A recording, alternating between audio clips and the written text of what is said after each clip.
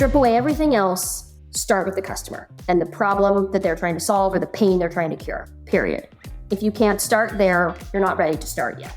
You're listening to the Let's Talk Marketing podcast hosted by me, Katya Allison. So what have you gotten yourself into? In short, it's a good time, great conversation, and a little bit of learning along the way. Through insightful interviews with top marketers, entrepreneurs, and thought leaders, I get to explore the latest trends, techniques, and strategies in the world of marketing. I am here to offer you engaging and informative discussions to help you stay up to date on the latest trends and take your marketing skills to the next level. My guest today is Meredith Dennis. She is a seasoned fractional marketing professional with an impressive track record of over 16 years in the field of B2B strategy development and execution. Her unwavering dedication to customer-centric approach drives her mission to support startup and small to medium-sized business leaders across North America in effectively positioning, launching, and expanding their range of products and services. To Meredith, the essence of marketing lies in fostering connections and collaborative efforts, all with the ultimate goal of finding innovative solutions to the challenges at hand. So let's get to it. Let's talk marketing, specifically product marketing with Meredith. Meredith, welcome to the Let's Talk Marketing podcast. Very excited to have you on here today. Thank you so much for having me. I'm super excited to be here. I know. I'm excited about the topic. We're going to be talking about product marketing, which I feel like is a confusing one, even in any marketing organization. But before we dive into that, we definitely want to get to know you a little bit better. So let's start off by having you share what your first marketing role was, or what you considered a marketing role. Because that's the other thing too. I have found that the categories people put under marketing role has been really interesting. And then we'll follow up with what your current role is. Love to be able to see like the trajectory for all my marketers who are listening. So let's start with, what was your first marketing role? Yeah, absolutely. And I love what you said about which buckets or silos people are choosing to put the various positions in these days. Yes. Because it is open to interpretation for sure, depending on your organization and what you do. What I would consider my very first marketing role actually dates back to probably elementary school or middle school. Going back. We'll say in the days of lemonade stands, right? I couldn't do just a regular old lemonade stand. I actually had gotten very into the plastic lanyard making, and I had pencil boxes full of these lanyard keychains of all colors and sizes. And I was like, I remember doing pricing research and looking at how much keychains cost in the grocery store and making my $1.25 keychains that I would sell on the playground. Or I remember I got a spot at a local craft fair and I thought, this is incredible. But you made it to the big time. But the real answer to that is right out of college, my first grown-up job right out of college was doing market development and inside sales work for raw materials used in manufacturing of personal care products. Doesn't that sound glamorous? I'm a little jealous. Sounds super sexy. I can read those mile-long words on the back of any shampoo bottle and explain to you what it is and what it does and why it's in there. That's the marketing part of it, right? It's the interpretation from one language to the next in so many respects. What are you currently doing now? What's your current role? Yeah, so I'm a business owner, I'm an entrepreneur, but my core focus is being basically a fractional marketing leader. So I drop into startup and small, medium-sized businesses and help serve that strategic marketing function in a lot of cases from that sort of we don't know what we don't know perspective, or filling a need where they are in a position to hire a full-time person. They don't have the budget to go and hire a full-time marketer, but they need some strategic support. And so that's where I can come alongside them and help them do that. So I really serve as a strategic marketing leader for a number of different organizations. There's never a boring day in marketing, am I right? Not a single one, at least not yet. In nearly 20 years of doing this, I haven't had a boring day yet. I just feel like it's never going to get boring. So, what about what you're currently doing do you love? But conversely, what would you pluck out if you could? And what I mean by that is, I love my job. It would be so great if I didn't have to do this one thing and you could just pluck it out. I like to start with the positive. So, tell me what you love about what you're currently doing first. Yeah, I love this. I nerd out on marketing. As I'm sure we have the same, Same. thing, right? Same. Girl, I started a podcast. That's how much I love it. Exactly. Like there's just so much out there. For me, it's about connecting with people. I think that's the core of it, is connecting with people. But where I get super excited is in figuring out how to simplify all the complexity that's out there and ultimately help us solve problems. That's what it all boils down to, is if you're not a marketer, you need marketing. It can be extremely overwhelming. You're like, which direction do I go? What metric am I supposed to go chase? All of these different things. And so I love being able to wipe away the complexity, clear it up a little bit, and get us focused on the problems we're really trying to solve. Because with that focus, you can give attention. And when you can give attention, you can actually accomplish something. So that for me is really rewarding. That's incredibly satisfying. You and I are of the same mind. That is the part that I love so much too. It's controlling the chaos, and it's not rocket science, but it's definitely not as hard as people make it out to be. And it's interesting when you have that right person in the seat, how clearly you can make all the ends come together out of that chaos. I'm probably butchering a bunch of analogies, but you get what I'm saying. Remember as a kid when you would get like those like brightly colored images, and if you like crossed your eyes and looked at it, an image appeared?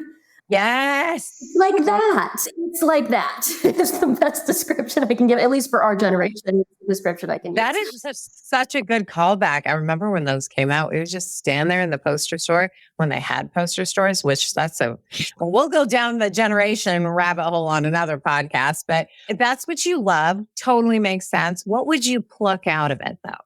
The thing for me and I run into this all the time, so I've had to develop a level of patience for how to deal with it, because as much as I would love it to go away, I don't think it's going to. It's this sort of assumption that one size fits all. It's like you hear a marketing campaign, cool, just go draw one up and hand it over to me and we're done and we're on our way. And that sort of one size fits all mentality, or that there is a quick win, that there is a silver bullet, that sort of assumption that just happens is really challenging, especially when you're trying to work with someone who says, I know I need marketing, but I don't know what that means. And helping them see that takes some time to develop, and it takes some curiosity and some questioning and some thought. I can't just give you a spreadsheet of tasks and say, here's your marketing plan. I hope it goes well. So if we could eliminate all of that assumption going on. Meredith, I think we just became best friends, because that also just drives me nuts personally, to think that there is like that silver bullet or that one metric. We all want to make sales. If this is a business, regardless of it, but it really does depend. In my opinion, it also depends on the team that you have as well. Right? Like their strengths could be in one area, but where you need to, or where you want to take the strategy is in another area. And then there's the in between. How do I solve for that as well too? So there is no one size fits all. I think there's a lot of, it depends, that happens when a CEO will ask a marketer, or a VP will ask a marketer, right? Like, hey, what about XYZ? It depends. It almost, I don't know. Sometimes I have to battle this feeling like maybe I don't have a concrete idea, but I know that I do have a concrete idea. It truly does depend on so many different variables. Yes, it depends is my favorite answer. And I often tell you that's a big problem. And I say, I'm not saying this to be tongue in cheek. I'm not saying this to be snarky. There is an answer, but I have some questions before I can give you a really good answer. Yeah. I have a whole follow-up to what you're asking for. I also think like in this industry, especially with digital marketing, just turning marketing upside down completely, content marketing, influencer marketing, it's you have to stay up to date and you have to be part of like social networks. So I'm really curious, do you use any social networks for inspiration, entertainment, or education? And by social networks, I just mean I was going to say Twitter, but it's not called Twitter anymore. I keep having to train myself. But is it X? Is it LinkedIn? Is it TikTok or Instagram? Where do you go, if at all, to social networks for inspiration, entertainment, and education? Yeah, absolutely. It's so important to always be learning and always having just a general sense of awareness, I think is extremely important, especially for marketers. It is one of the fastest moving, most dynamic functional roles to be in. And so there's always going to be more to uncover, more to learn, and more places you can go, frankly. And this will probably date me a little bit. I think last I heard I'm a geriatric millennial, I think is what they call me. I don't know. Oh my but- excuse me, but I digress. I'm a huge LinkedIn fan. I am on the platform a lot and participating in conversations, especially around the product marketing functional role, because there is so much conversation happening right now. And I really like it from a perspective of shared conversation, shared dialogue, and opinions that you can evaluate for yourself against what others are saying. So from an educational or from a resource perspective, big fan of LinkedIn. In terms of entertainment, I am on Instagram. To me, I would say that I'm an Instagram voyeur. I don't do a lot of posting, but I do a lot of participating.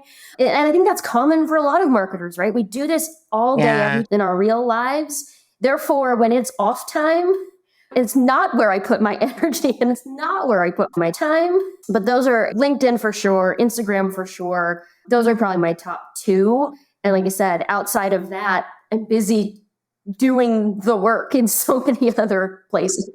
I love that. I think LinkedIn is such an untapped resource for so many people. And I think probably the younger generation as well, too. I think at one point I had worked with a young gentleman who was like, why would I be on LinkedIn? LinkedIn is in the past. And I'm like, no. If any social network is still, open and on, there are people on there.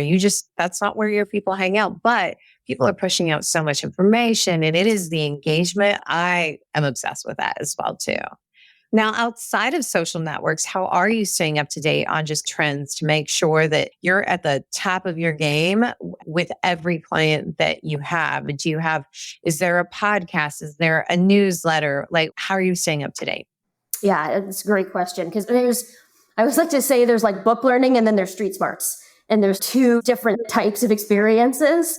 And I think if I were to look at places where I get the most value is in that, I hate using the word networking. That's an icky word. It's not networking for connection's sake. It's really networking to understand where are other marketers finding challenges? Where are they overcoming some of the obstacles that we're facing as a profession? What are we doing to confront and combat perceptions and tools and what it is that we do? So I am a big fan of places like the American Marketing Association, the Product Marketing Alliance, which is actually an international organization. These are great sort of points of truth, points of fact, if you will, and are filled with people nationally, locally, internationally. So you can get so many different perspectives. And I think that's what leads to learning is when you have these different perspectives. If you're hearing all the same thing all the time, you're not really learning anything new. And so I found great advantage there. Love podcasts. I listen to probably more than I should. I have an audio log of gotta listen to this, gotta listen to this, gotta listen to this. I love the episode you did with Joe Paluzzi. That was Joe Paluzzi. Yeah, I love it. I love his newsletter. So it's things like that, right? You listen to things that you align with, but I think it is especially important to keep your scope broad enough that you're absorbing new things and new thoughts and new concepts. Absolutely. And I don't know if you're of this opinion, but I certainly am. I think marketing is an incredibly creative career. Like it's not, I don't have a paintbrush in my hands, but I definitely have to be creative with solving the challenges, right? Because they're all slightly different and you cannot attack every challenge in the same way. Even if you're using the same tool, right? The ad is going to be different. That's actually probably the best example, right? If you're doing a paid social ad, yeah, you can see some success, but at some point that is going to die out, or you want to be able to test other things out. How does this go? Can I use it for a product launch? If I do, what are the variety of ways that I can use it? And this was effective here. What's that feedback? So I feel like it's such a creative endeavor. I love the advice of keeping it wide open to receiving as much information from different perspectives, because that is definitely where you learn. You take what works for you and leave the rest. Exactly. Yeah, you don't have to love all the things. I think that we should probably dispel that.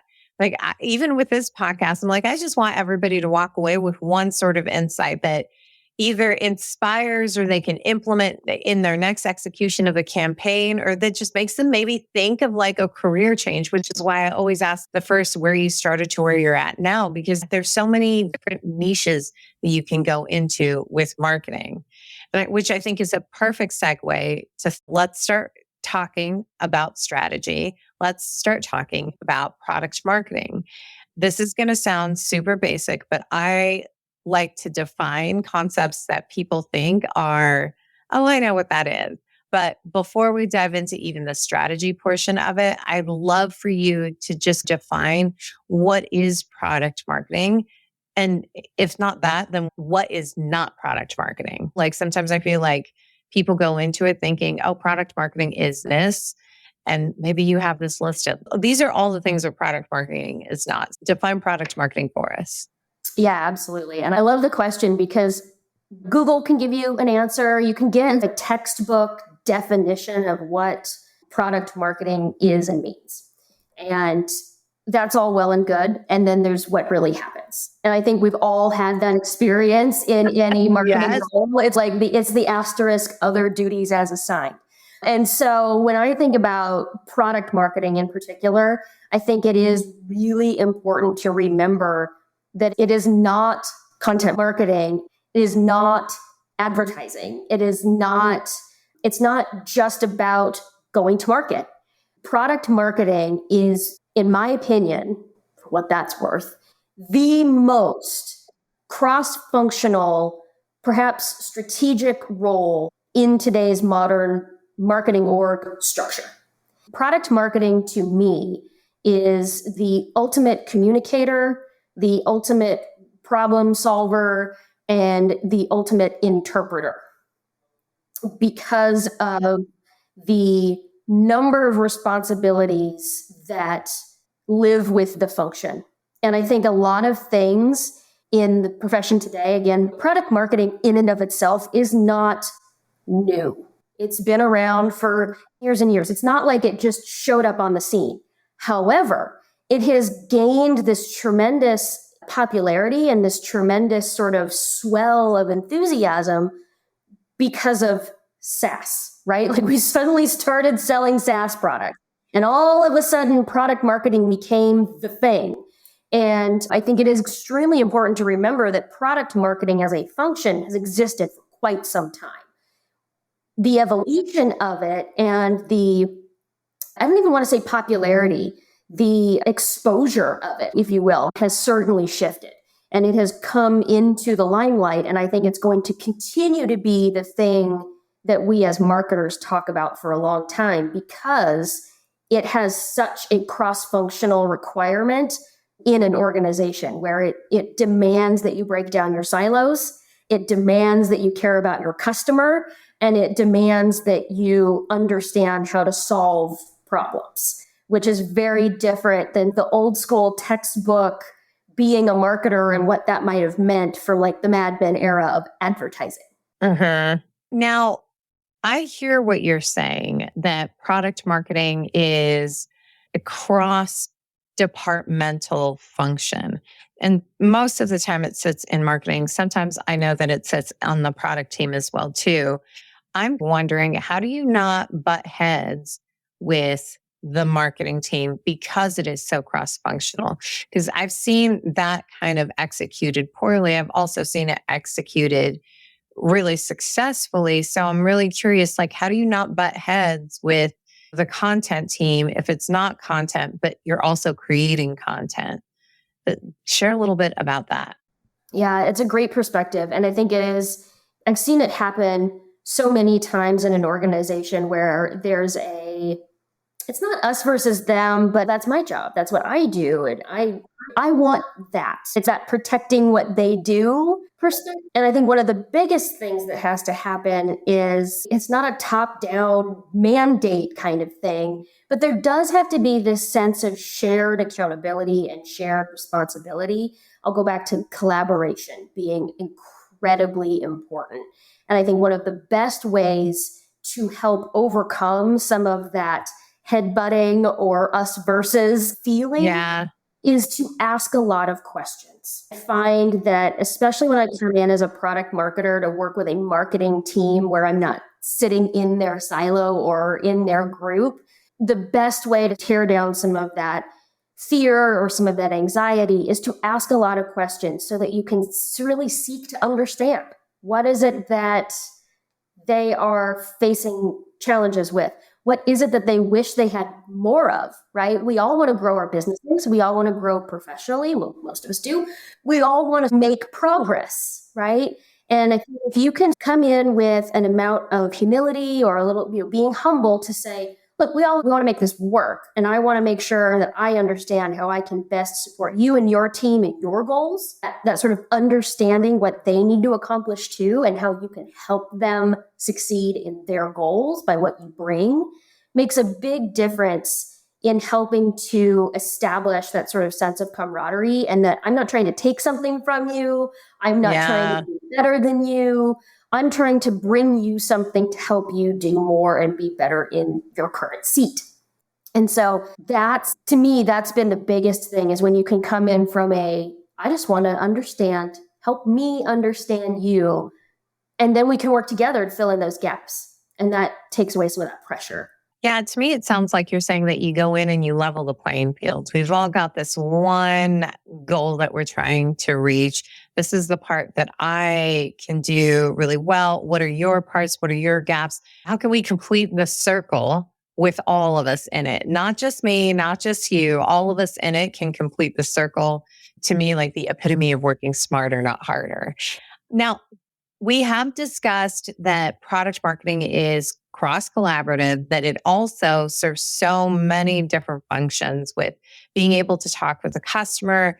Go-to-market is the big one, I feel like, when I look at job descriptions, when I talk to other product marketers, or when I talk to senior executives, they're like, what's the go-to-market plan? What's the go-to-market plan? It almost seems like that's where so much of the emphasis of a product marketer is placed, is put together the go-to-market plan so we can take this product to, I was going to say to public, but you know what, you're picking up what I'm putting down, right? Like to market. Yeah, that's what I want to say. Yeah, we want to take this product to market. So what's the plan?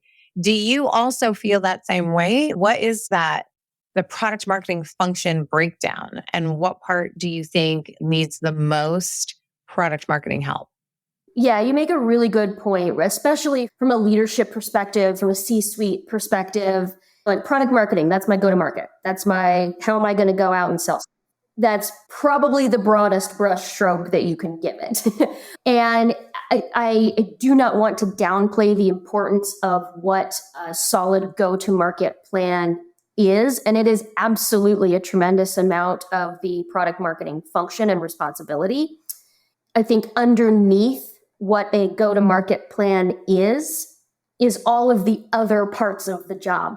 So to be able to do a really effective go-to-market plan that is thoughtful and strategic and growth-oriented, you have to have a lot of other things happening. You have to be really in tune with your customers. So you have to be sitting with customer experience or customer service. You have to have interviews with lost customers, with won customers. You have to be embedded with your sales org to understand objections and pain points. You have to be really attuned to the competitive landscape. Who else is out there doing what you're doing? because it's unique to truly be a category creator. 9 times out of 10, you are going to market with something that's going to compete with an existing offering. So you have to really know your competition so you can differentiate. Those in and of themselves, depending on the size of your organization, could be their own role. Competitive landscape analysis and customer experience and sales enablement. Those are all critical parts of effective product marketing, and they all feed into what go-to-market strategy should be. And go-to-market doesn't necessarily mean what you have is brand new. You may be repositioning it, or you may be unveiling it in a new way with a new perspective. So I think getting clear on what you mean by go-to-market. Is it brand new? Nobody's ever seen it before. Is it the same thing with a refreshed look and feel? Is it the same thing, but for a completely different set of problems that we didn't realize it could solve? So there's some interesting things there to have a discussion about. Do you find that, just based on how you laid that all out, do you find that you, as a product marketer, end up creating tiers for all of the different types of go-to-market plans? And if so, do you think tiers are an effective way to communicate to the rest of the marketing org, like, all right, this is tier 1 go-to-market plan for XYZ, and then therefore the marketing team knows exactly what that means? Or maybe you don't use tiers at all. I don't know. Depending on the size of the company, yes. I think tiers can be extremely valuable in a moderate to large size organization because it does help determine focus. It is not uncommon to have a lot of moving launches and moving phases in different places over the course of time. It'd be great to say that you have one go-to-market plan for the whole year and you're just going to nail it and it's going to be done and great and wonderful. That's not reality. You're going to have all kinds of things at all kinds of different phases at all different times. So tiering can absolutely be great for establishing priority and shared accountability and where to place emphasis on time and spend. In smaller organizations where you have either smaller teams or frankly are in a different phase of your growth cycle, if you're a new startup, your whole marketing experience may be focused solely on how to get into market and how to position yourself to win. In that structure, tiers aren't going to matter. You just have to get into market. You have to learn while you get into market. I think it's not an either or, but I think it is better suited for established organizations as opposed to startup or perhaps repositioning orgs. That makes a ton of sense. Now, one of the things that this is my belief, right? And you've touched on it as well too, is the product marketing knows the ins and outs of the product or whatever positioning is in place, right? To me, I've always viewed product marketing as the one that develops the language of how we speak about the products that we are going to market with. But part of that challenge is educating everyone internally on how to speak out. So do you have advice on the best way to, it's the enablement piece, I guess, is more of what I'm getting at, right? Like, how do you enable the go-to-market teams to take it to market? I've been part of tons of databases, which require a lot of people to read a lot of information. And then there's like a weekly or a bi-weekly, but like you want them to absorb it. So I'd love to hear your thoughts on effective enablement strategies within product marketing to get all of the go-to-market teams just on the same page with like, hey, this is where we're at. Yeah, it's a great question. And one of the things that I see happen a lot of times is either this analysis paralysis of lots of meetings with everybody, or a library of one-pagers that you send out and hope people look at. Yeah. FAQs, the whole 9 yards. Right.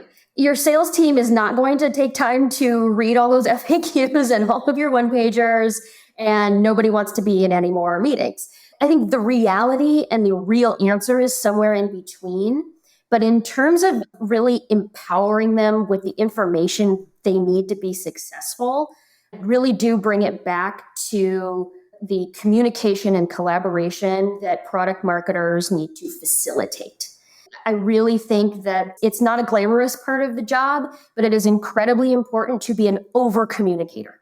You really have to be extremely transparent, and you have to over communicate. Just like in marketing, we know we've got to hear the same message 15 times before it lands and resonates. Same is true for when you're doing some of the training and enablement within your own organization. They have to see it, feel it, be exposed to it more than one way. And yes, there's some meeting. Yes, there's some training. Yes, there's some documentation. And I think it is the mix of all of them that helps you truly succeed. But you can't do any of that until you understand what they need, which is why I will come back to what I said earlier about asking a lot of questions. So I like that. when I'm talking with a sales team, it's like, what are the objections you're hearing the most from customers? What do we need to help you overcome? That's the thing I want to focus on solving, because that's going to help them see the most success, the most quickly, quicker. Listen, I've made up all sorts of words throughout the podcast, so don't worry about it. If you can help them solve their biggest problem first, one, it builds trust really quickly. So they're more likely to hear what you have to say again in the future. But if it helps them solve their problem, it's going to help them succeed. And then you can pivot to helping other teams with what they're focused on. So it really does come back to that, asking a lot of questions, being able to respond in kind. It's so funny you say that. And as you're saying it, I'm thinking that sounds very much so like the content marketing strategy I've implemented as well too, where you have to ask a ton of questions to really understand the position. But I think good content marketing, product marketing working together, to me, the line has always been you talk about the products and then add all the different colors to it from like a content marketing perspective. There's so much to be able to put out there that I think you do need a strong product marketing and content marketing person to be working together, or teams, I should say, to be working together to have a really effective just marketing team in general too. We all want to be able to work well together. Everybody should play nice. I love that, because there's a lot of power in a product marketer being able to take the positioning strategy and the storytelling themes that they've come up with and take that to a content marketing team and say, apply all of the beautiful language that is going to make this resonate emotionally with our customers. Yes. I don't want to do that as a product marketer all the time. I think it's a great place to pass the baton, right? And maybe it is that in marketing, we are all, I don't want to say starving, but there is so much pressure to chase attribution and say what I'm doing, it does make a difference to the overall marketing. It's not the last touch. I think that I'm always looking for multi-attribution model for everything inside of marketing so that we understand at what point is product marketing effective, content marketing, influencer marketing, growth, all of the quote unquote marketing isms underneath a marketing organization. I love everything that you've said about product marketing as well, too. This is why I was so excited for us to talk about it. I'd love it if you could leave our listeners with some tips on how to create an effective go-to-market strategy based on all the things that we talked about and anything else you know. Yeah, absolutely. And I think I'm going to build on what you were saying about the metrics, right? There are any number of KPIs, OKRs, numbers. And I had an interesting conversation last month with someone about being a metrics chaser, like the numbers for the sake of the numbers. And sometimes that makes you forget about what it is that you're doing. You're so focused on trying to get to the number or to the target, you forgot about all the things in between that make that a reality. And I think that actually leads me to what I would say is my first tip is, at least from a product marketing perspective, start with the customer forever and always. Start with the customer. It's not about you. It's not about your product. It's not about your company. It's about the customer first and foremost. Strip away everything else. Start with the customer and the problem that they're trying to solve or the pain they're trying to cure, period. If you can't start there, you're not ready to start yet. Love that. Yeah. It's a tough one for people to understand sometimes. They're like, my product is amazing. I built it. They're going to flock to me. Then everyone should be reading Simon Sinek's book, Start With Why, because it is the why that it is the base. I reread it again recently and I'm like, that's exactly right. Like you cannot, why would anybody care? Why would anybody care about me? I have to make it about them. And that's where like the storytelling aspect, which is so many different conversations I have in regards to marketing, feels like such a buzzword, but it is also true. You have to emotionally connect because at the end of the day, people are people and we market to people. Yes, there's businesses, but there are people behind those businesses. And that's something that you have to keep in mind. Did you have another tip to share? Didn't want to cut you off. I could rattle off all kinds, but yes, that start with the customer. And I think you made an excellent point that it is human beings making these decisions. I don't care if you work in B2C or B2B. It's still a human being making a choice, making a decision. I think the second tip is don't rush it, ever. These processes are too important and we feel an immense amount of pressure to go fast and get it done and immediately, like we start on this hamster wheel and it just gains this momentum. And before we know it, we're playing whack-a-mole. Don't rush it. Give yourself the moment to really do this well, because there is something to be said for failing fast and learning from it. But in something as substantial as launching your product or launching your service or going to market with something new, those can be extremely difficult to recover from if you fall on your face too hard. That's great advice. And I almost feel a little controversial because there is this part of it's almost like you have to balance the patience with also, but patience isn't perfectionism. I guess that's more what I'm leaning towards, right? A perfectionist thinks that they're being patient because they want to get it all right. But at some point, you do have to let your product, your baby out into the world and understand that you're going to get feedback from there. So there's a nice balance between patience and perfectionism. I love that. You got one more for me? I'll give you three. There's magic in threes, right? There's good things come in threes. There is magic in threes. I read that somewhere. Maybe I listened to it. I'm sure I just saw it on TikTok. All of my knowledge now is on TikTok. Just kidding. Right. Yes, I do. All good things come in threes. I think the last piece of advice I would give is probably around, and maybe this may be counterintuitive. They'll leave you thinking about it. Keep your circle small. We spent a lot of time talking about collaboration and communication and transparency, right? If you are in a position where you need to implement a strategy, if you put yourself in a place where it's decision by committee, you're going to have too many cooks in your kitchen and you're going to have a very diluted version of what you want to be going to market with. So be very mindful and very conscientious of the decision makers that are a part of the process and a part of the experience. Communicate out to keep people informed. But when it comes to the decision making and the execution, be very precise in who is a part of that group so that you don't dilute what it is that you're trying to develop, implement, and launch. I am obsessed with that last tip. And I also think like that can be said about so many different areas of marketing as well too. Because if you let people introduce their thoughts and opinions, then you're going to get a lot of thoughts and opinions. And they're not, before you know it, it feels like everyone's thoughts and opinions and no direction to go. So that's really great advice. You've given so much of your time. I have one final question for you.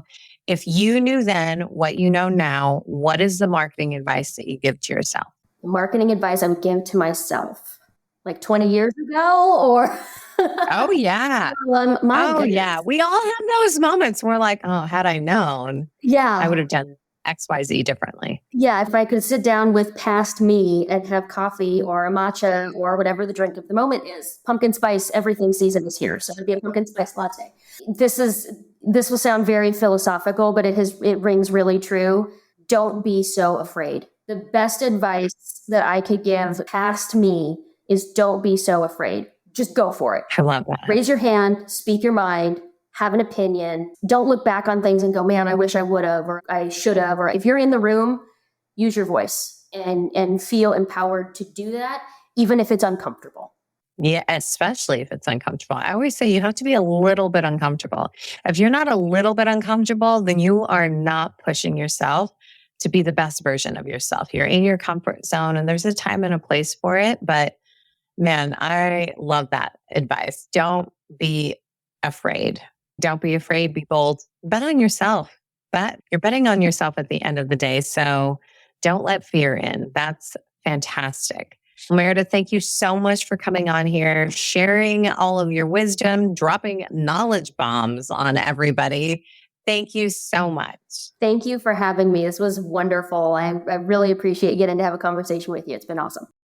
All right. My favorite part of the episode, or one of my favorite parts of the episode, is really taking the key takeaways from what we chatted about. Now, the topic today was product marketing. So I have a sweet spot in my heart and soul for product marketing. I think sometimes it's a little undervalued and so necessary for successful product launches.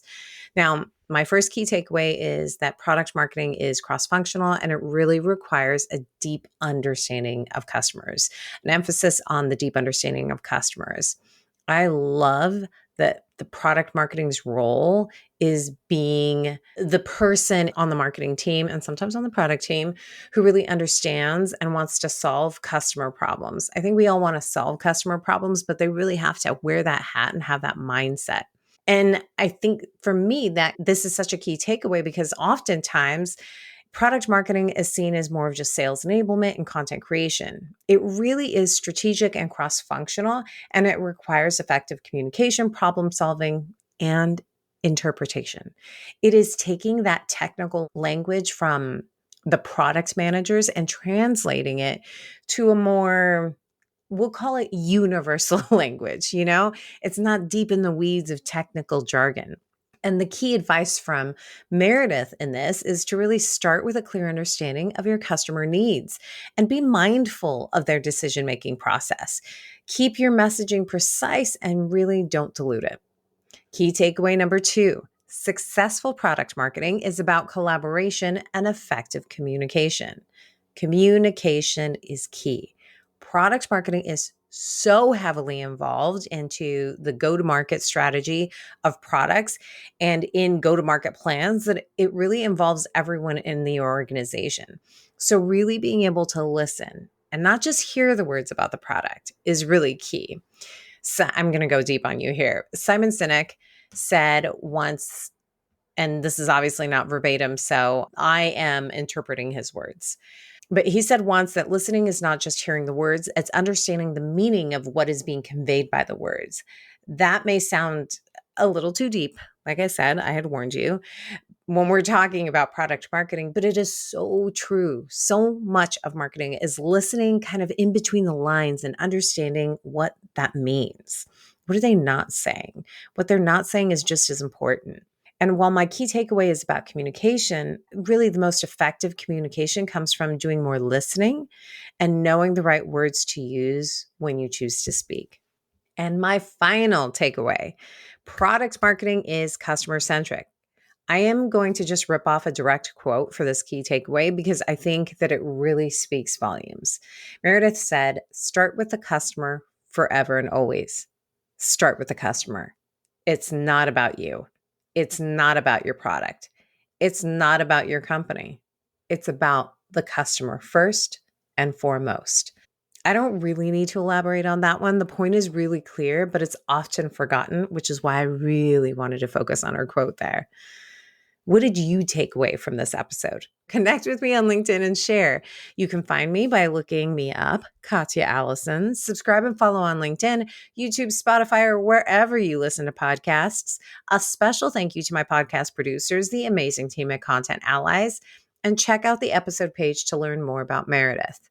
Thank you so much for spending your time with me today. Until next time, may the conversation flow, the laughter linger, and the outlook remain optimistic, but grounded in reality.